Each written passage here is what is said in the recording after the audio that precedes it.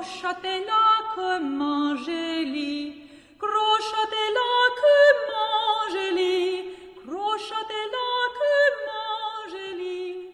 Si I hear screaming outside and a lot of people obviously grieving, and Port-au-Prince has been clearly overwhelmed. It's just devastating. The devastation caused by the earthquake is extremely There were dead bodies. for their missing relatives. There's no power. Very, very dark. At this very moment, one of the largest relief efforts in our recent history is moving towards Haiti. They need to know if they're going to have food and water in the coming hours. I think there are teams arriving from China, from the United States, with more on the way from France, and the Dominican Republic and elsewhere. We really need to get those teams in there before it's too late. And as you know, in these situations, every hour counts. I'm very sad because my country is in great difficulty.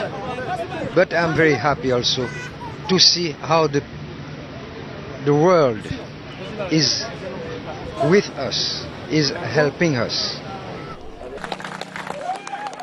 Thank you very much for the help. Thank you for this solidarity. People are beginning to need the kind of emergency aid we will want to provide them in terms of shelter, food, clean water, sanitation.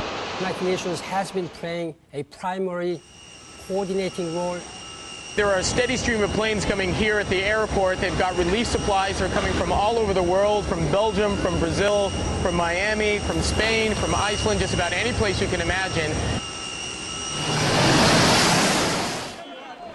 They are not violent people. They are normal people, but they are desperate. They want to eat. Finally, a day for Haiti to grieve, to break from the constant daily struggle to just survive.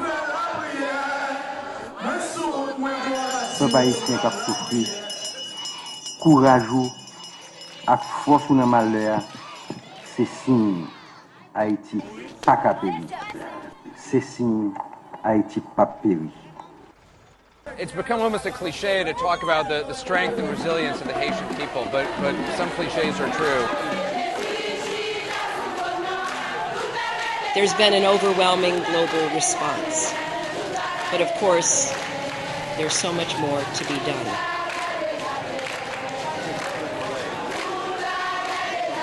I'm quite sure that the country will need all the help it can get.